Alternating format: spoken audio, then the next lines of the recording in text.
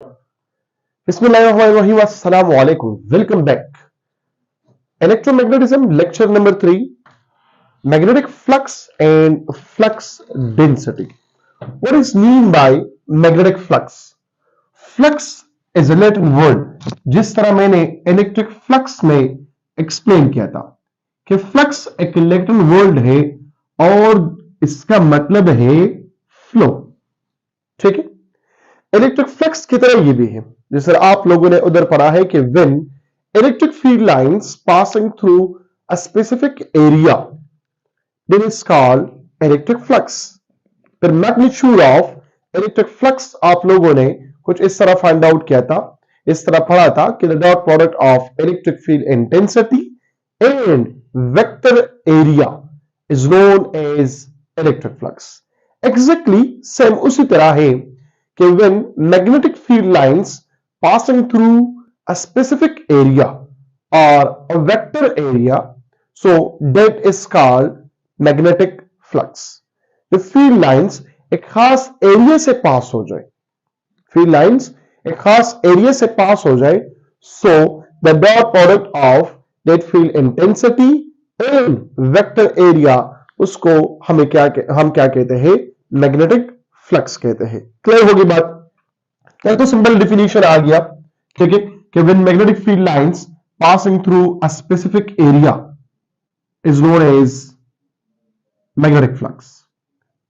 ये एक specific area है, सॉरी सरफेस है, और एरिया का डायरेक्शन है मिसाल के तौर पर इस तरह है। ये क्या है? वेक्टर एरिया है। मैग्नेटिक फील्ड लाइंस का जो डायरेक्शन है वो इस तरफ है, इस तरह है, ठीक है। सो मैग्नेटिक फ्लक्स का वैल्यू क्या होगा? यहां पे आप लोग देखें तो मैग्नेटिक फील्ड इंटेंसिटी और वेक्टर एरिया के दरमियान एक एंगल बन गया। क्या बन गया? एक एंगल बन गया। तो मैग्नेटिक फ्लक्स यहां पर होगा B डॉट ए होगा। Magnetic flux is equal to B dot A. ये आ गया। The dot product of magnetic field intensity and vector area gives us the magnitude of magnetic flux. Magnetic flux का क्या देता है? मैग्नीट्यूड देता है। Magnetic flux is a scalar physical quantity। Magnetic flux क्या है? ये एक स्केलर फिजिकल क्वांटिटी है, क्योंकि यहां पे जो प्रोडक्ट है, ये प्रोडक्ट क्या है? डॉट प्रोडक्ट है। इस डॉट प्रोडक्ट की वजह से हम कह सकते हैं कि जो मैग्नेटिक फ्लक्स है it is a scalar physical quantity. Clear होगी बात? अब मैग्नेटिक फ्लक्स को हम किस तरह लिख सकते हैं? अगर हम डॉट प्रोडक्ट को खत्म करें विद रिस्पेक्ट टू एंगल की अगर मैं बात करूं, ठीक है, सो मैग्नेटिक फ्लक्स को हम लिखते हैं कुछ इस तरह कि फ्लक्स बी या pi B is equal to B A cos of theta. B A cos of theta. यहां पर भी एंगल किसके दरमियान है? Between magnetic field intensity and vector area. इन दोनों के दरमियान ये एंगल मौजूद है। So B A cos of theta आ गया, ठीक है। एंगल पर ये डिपेंड करता है। अगर एंगल हम चेंज करते जाए तो मैग्नेटिक फ्लक्स का जो मैग्नीट्यूड है ये भी क्या होगा? ये भी चेंज होगा। जिस तरह की हम बात करते हैं इस तरह कि नंबर फर्स्ट, मैग्नेटिक फ्लक्स बराबर है बी ए जब एंगल कितना हो? 0 डिग्री हो। मतलब बी और एरिया, सॉरी हां, ये दोनों क्या हो? पैरेलल हो, एक ही डायरेक्शन में हो, एंगल सेम हो, तो फिर एंगल कितना होगा? 0 डिग्री होगा। डायरेक्शन सेम है तो एंगल क्या होगा? 0 डिग्री होगा या 360 डिग्री होगा। दोनों केस में ये फ्लक्स भी बराबर होगा बी ए की, क्योंकि cos 0 is equal to 1 and cos 360 is equal to 1। ठीक है। नंबर 2,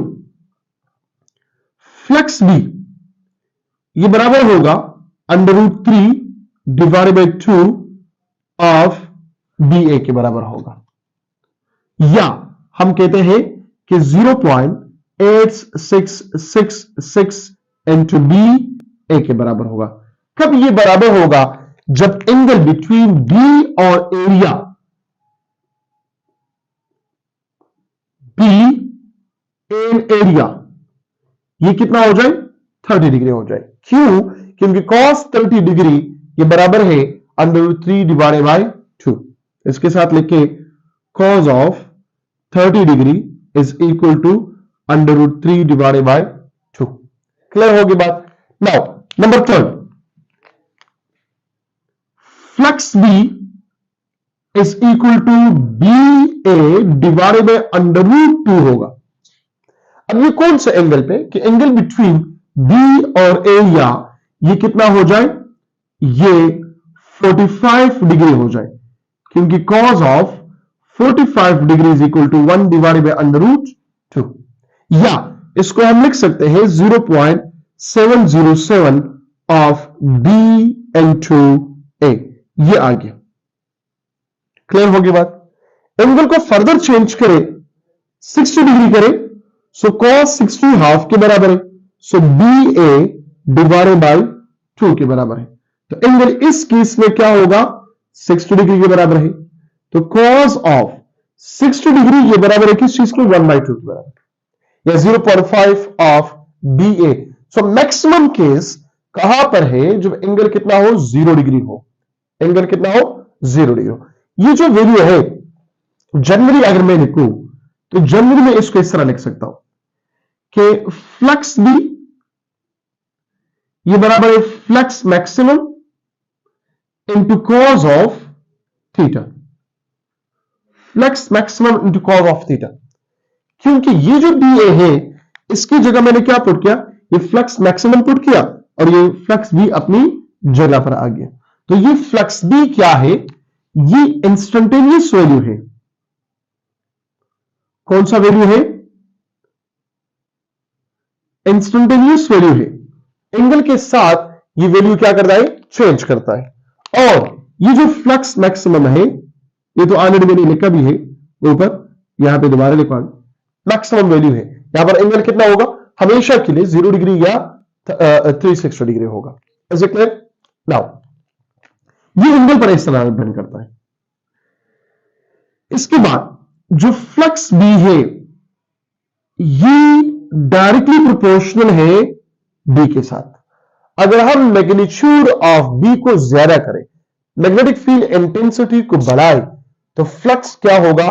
वो बढ़ेगा। मैग्नीट्यूड ऑफ बी को कम करे तो फ्लक्स क्या होगा? ये कम होगा। क्लियर होगी बात? और बी को आप लोग कैसे मालूम करते हैं वो आप लोगों को पता है। लास्ट 2 लेक्चर्स में से बहुत अच्छे तरीके से हमने इसको सीखा है कि किस तरह बी को फाइंड आउट करना है, मैग्नीट्यूड ऑफ बी को कैसे फाइंड आउट करना है और डायरेक्शन ऑफ बी को कैसे मालूम करना है। क्लियर होगी बात? Now flux be directly proportional है बी के साथ। एंड नंबर 3, जो फ्लक्स बी है ये एरिया के साथ भी क्या है? डायरेक्टली प्रोपोर्शनल है। एरिया बढ़ाए तो मैग्नेटिक फ्लक्स बढ़ेगा और एरिया को कम करे, डिक्रीज करे तो मैग्नेटिक फ्लक्स भी क्या होगा? कम होगा। Is it clear? Now third number part पे आ जाए इस लेक्चर के। वो कौन सा है? वो है units of magnetic flux. Unit of magnetic flux क्या है? So the SI unit of magnetic flux is equal to weber. SI या standard unit of magnetic flux मतलब यह है कि मैग्नेटिक फ्लक्स को हम किस चीज में मेजर करते हैं। जैसे मास को किलोग्राम में मेजर करते हैं, टाइम को सेकंड में मेजर करते हैं, ठीक है। इसी तरह मैग्नेटिक फ्लक्स को हम मेजर करते हैं वेबर में। मिसाल के तौर पर बी और ए का वैल्यू गिवन हो, आप लोग तो पुटिंग करोगे, लेकिन अब यहां पर यूनिट क्या लगाओगे? किलोग्राम सेकंड तो हम नहीं लगा सकते, ठीक है। तो यहां पर इसका यूनिट क्या लगाएंगे? वो है वेबर। कौन सा यूनिट है? वेबर इसका यूनिट है। WB से इसको हम रिप्रेजेंट करते हैं। अब ये वेबर किस चीज से डिराइव हुआ है, जरा आप लोग बता दीजिए, शाबाश। वेबर किस चीज से डिराइव हुआ है? 1 वेबर किसके बराबर है? कमेंट सेक्शन में बोले। 1 weber is equal to dash dash dash. Weber किसके बराबर है? 1 वेबर बराबर है 1 टेस्ला मीटर स्क्वायर। ये टेस्ला और इसका यूनिट क्या है? Metre square. तो हम लिखेंगे यहां पर टेस्ला मीटर स्क्वायर के बराबर है। टेस्ला मीटर स्क्वायर के बराबर है। क्या कोई और तरीका है इसका? मतलब टेस्ला मीटर स्क्वायर के अलावा कोई और यूनिट आ सकता है जो वेबर के बराबर होगा? टेस्ला किस चीज के बराबर है? शाबाश, कमेंट में बताओ। टेस्ला किसके बराबर है कि मैं टेस्ला की जगह वैल्यू लगाऊं और ये टेस्ला यहां से खत्म करूं? आप लोगों ने पढ़ा है, शाबाश।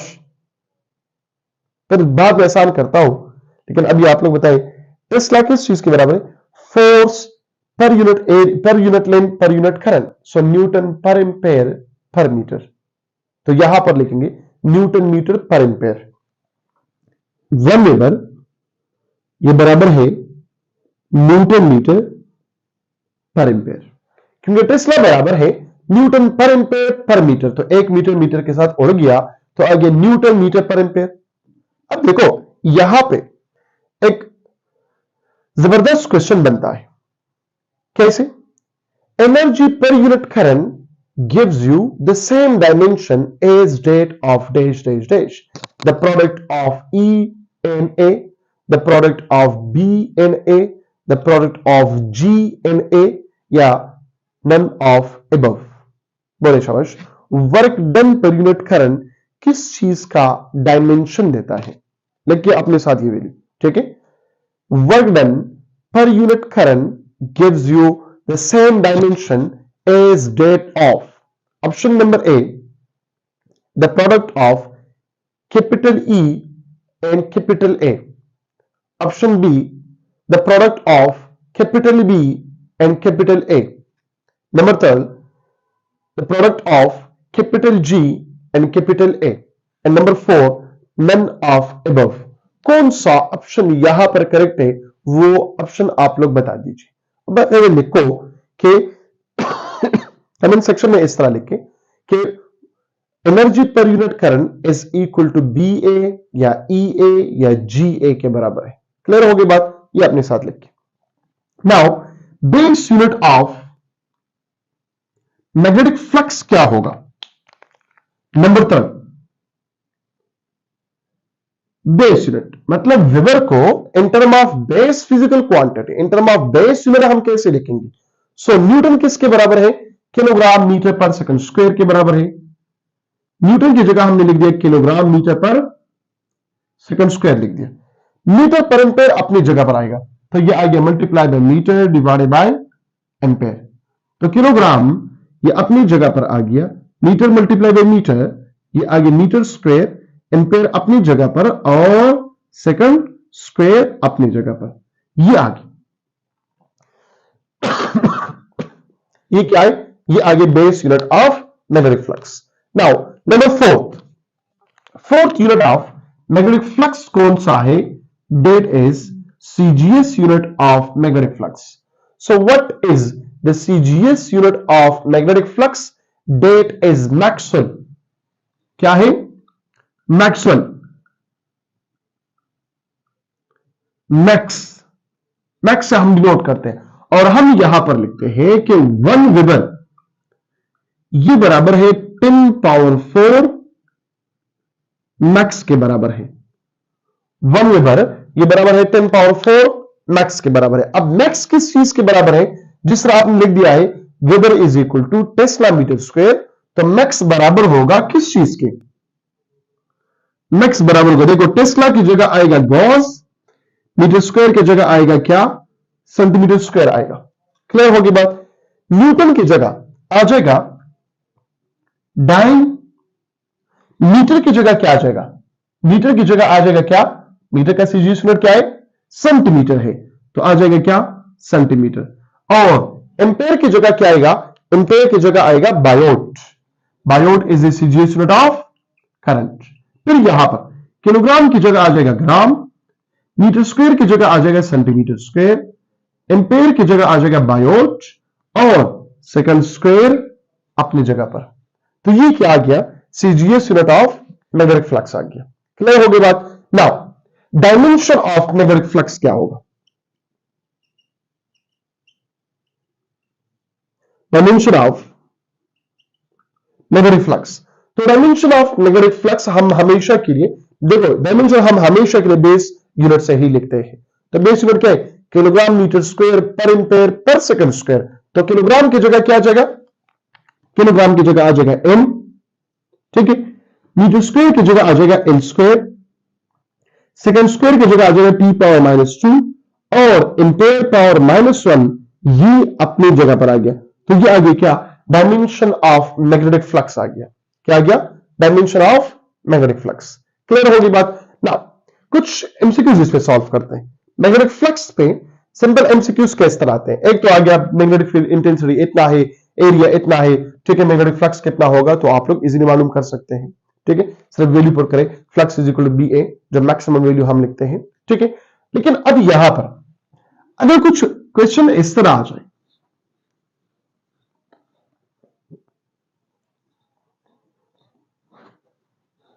तीन किस्म के क्वेश्चन कराता हूं।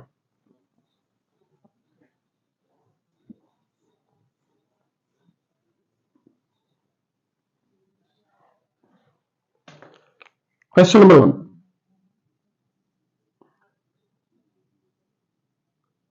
अगर आ जाए कि मैग्नेटिक फील्ड इंटेंसिटी ये बराबर है मिसाल के तौर पर 3I + 4J + 5K into Tesla, और एरिया बराबर है 3I + 5J + 0K into metre square. और आपसे पूछा जाए कि मैग्नेटिक फ्लक्स का वैल्यू क्या होगा? मैग्नेटिक फ्लक्स का वैल्यू क्या होगा? बोलिए शाबाश। मैग्नेटिक फ्लक्स का वैल्यू यहां पर क्या होगा? आपने तो पढ़ा है कि मैग्नेटिक फ्लक्स बराबर है किस चीज की? B.A के बराबर है। बराबर है कि नहीं? अब यहां पर एंगल गिवन नहीं है, और B और A ये दोनों कंपोनेंट्स में क्यों है? क्योंकि दोनों वेक्टर फिजिकल क्वांटिटी है। दोनों क्या है? रेक्टेंगुलर कंपोनेंट के शेप में क्यों है? IJK के फॉर्म में। तो क्या करना चाहिए? डॉट प्रोडक्ट लिखना है। आप लोगों को पता है कि डॉट को हम कैसे खत्म करेंगे? BX AX plus BY AY plus BZ AZ, ये वाला फॉर्मूला हम यूज करेंगे। अब यहां पे जस्ट वैल्यू पुट करना है।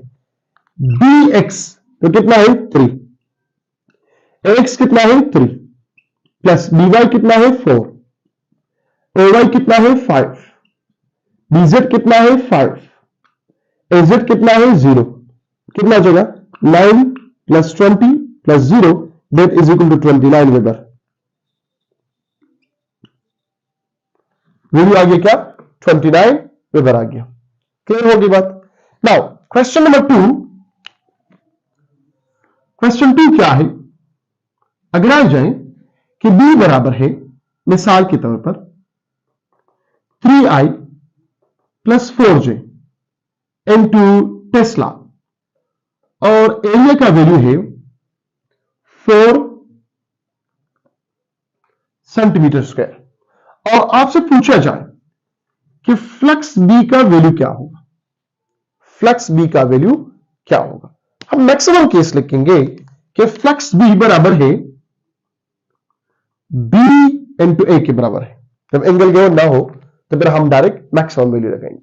लेकिन यहां पर B क्या है? वो तो कंपोनेंट्स के फॉर्म में है, A तो कंपोनेंट नहीं है, ठीक है। तो यहां पे आप लोग B का मैग्नीट्यूड मालूम करेंगे।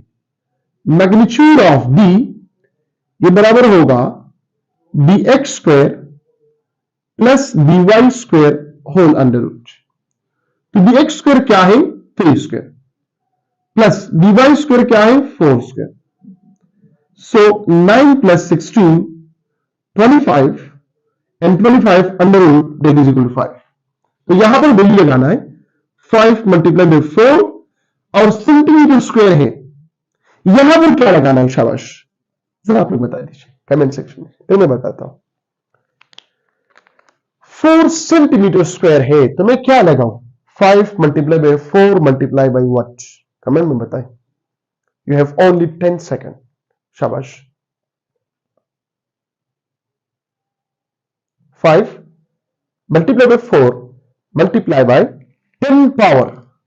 तो 10 पावर, ये पावर में क्या लगाऊं? यहां पर क्या है? सेंटी है, तो मेजॉरिटी स्टूडेंट लगाएंगे क्या? -2। क्या लगाएंगे? -2 लगाएंगे। क्यों? क्योंकि सेंटी बराबर है -2 के, तो हम -2 लगाते हैं। ऑप्शन में मौजूद होगा 5 4 are 20, 20 मल्टीप्लाई बाय 10 पावर -2, ये इसका आंसर हो गया, ये 0.2 होगा, लेकिन ये गलत है। क्यों? यहां पे होगा 5 multiply by 4 multiply by 10 power -4। अब ये -4 क्या है? क्योंकि यहां पर के स्क्वायर है, 10 पावर -2 1 मीटर का, 1 सेंटीमीटर का, एंड 10 पावर -4 2 सेंटीमीटर का, मतलब 2 सेंटीमीटर स्क्वायर का होगा। ये रूल आप लोगों ने पढ़ा है फर्स्ट ईयर में, ठीक है, फर्स्ट नंबर चैप्टर में, convention using SI units and SI system, ठीक है, वहां पे लास्ट नंबर रूल है, सेकंड लास्ट रूल है, आप लोगों ने पढ़ा है। तो आंसर यहां पर क्या होगा? 20 मल्टीप्लाई बाय 10 पावर -4 इधर फर्दर भी आप लोग सिंप्लीफाई कर सकते हैं।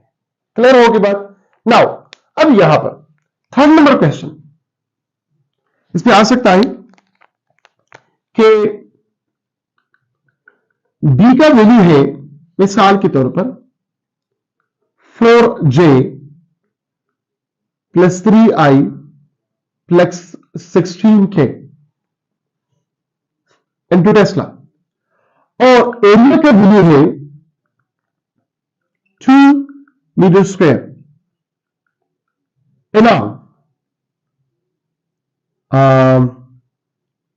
YZ plane, along YZ plane। अब मैग्नेटिक फ्लक्स का वैल्यू क्या होगा? क्वेश्चन ये है कि बी और एरिया गिवन है, मैग्नेटिक फ्लक्स को मालूम करें। मुख्तलिफ केसेस में आपने पढ़ लिया। अब इस केस में क्या करना है? एक्स वाई जेड प्लेन है, 2 metre square along YZ plane, या ZX प्लेन भी हो सकता है, या XY प्लेन भी हो सकता है, या XZ प्लेन भी हो सकता है, लेकिन मेंशन यहां पर क्या है? YZ प्लेन है। मतलब मैं यहां पर लगाऊंगा कि मैग्नेटिक फ्लक्स बराबर है B डॉट ए।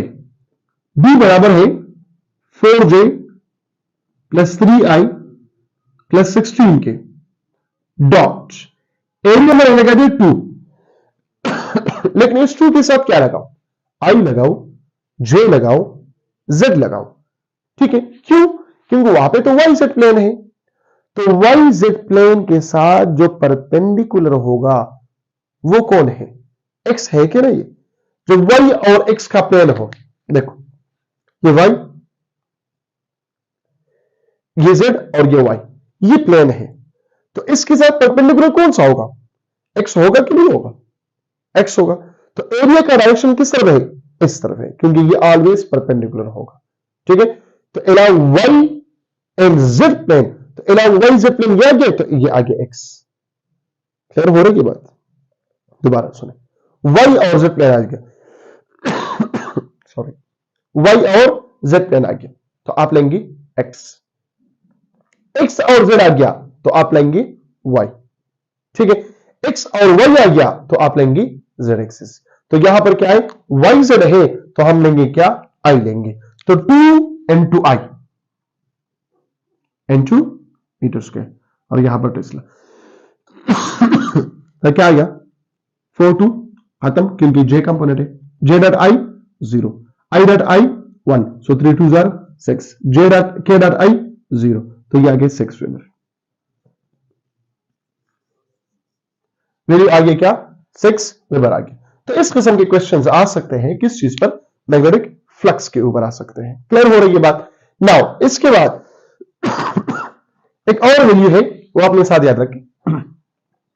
एक तो आ गया, एक आपने पढ़ लिया कि B A cos of theta, एक और पढ़े B cos of theta, B A sine of theta.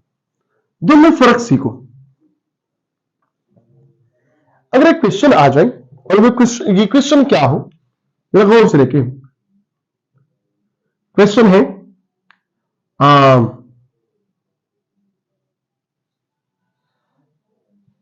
क्या होगा, चलो सिंपल बताता हूं। When the angle between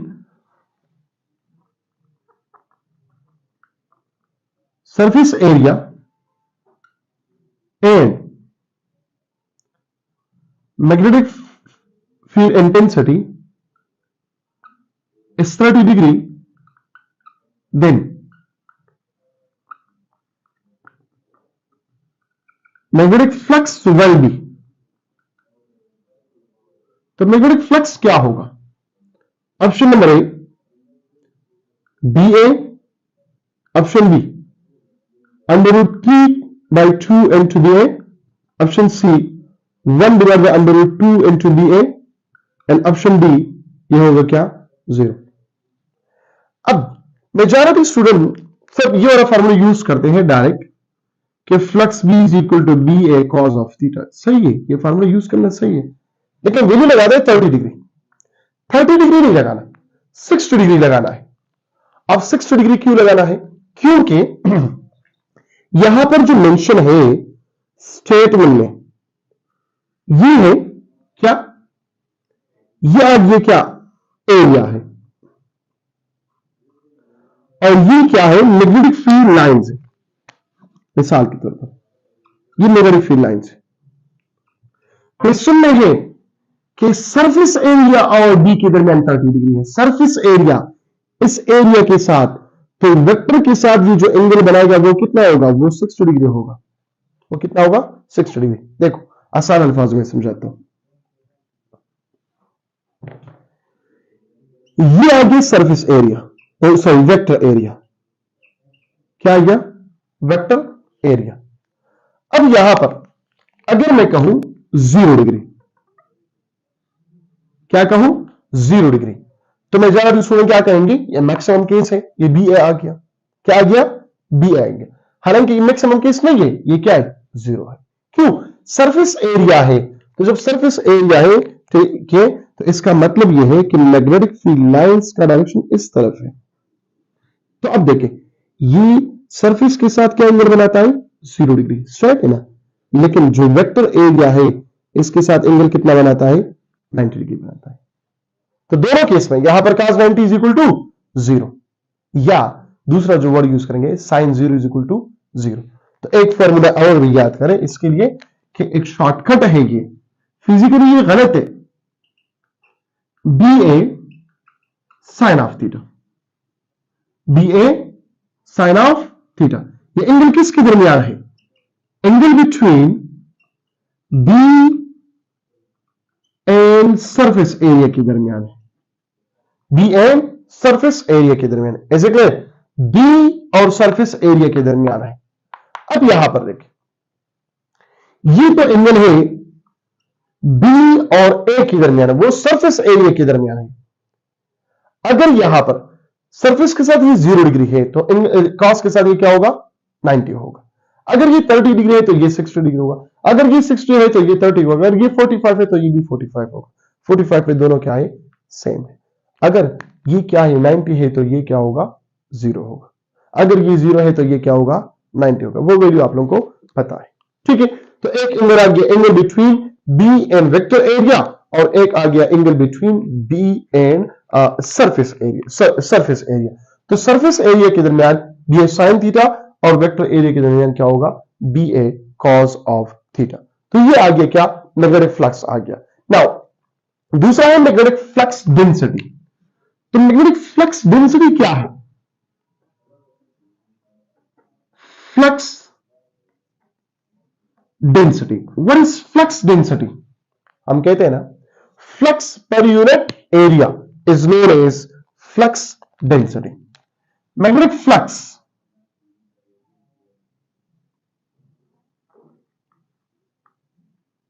magnetic flux per unit area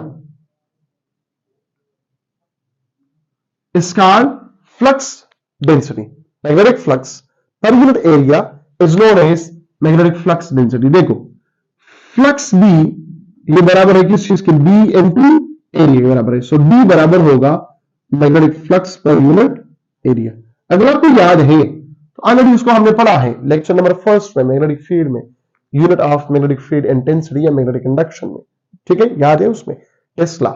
तो टेस्ला बराबर था किस चीज के, वेबर पर मीटर स्क्वायर के बराबर था. एक था Newton per ampere per metre, दूसरा जो यूनिट मैंने निकाला था वो क्या था, टेस्ला पर मीटर स्क्वायर. ठीक है, so tesla per metre square या सीजीएस में हम बात करें तो maxwell divide by centimetre square होगा. ठीक है, क्लियर होगी बात, या गॉस के बराबर होगा. तो ये आगे क्या, magnetic flux and magnetic flux density. जो भी क्वेश्चन है आप लोगों के जहन में तो आप लोग कमेंट सेक्शन में पूछ सकते हैं. मिलते हैं इंशाल्लाह एक और लेक्चर में. अपना बहुत सारा ख्याल रखिएगा. Thank you so much. Allah Hafiz.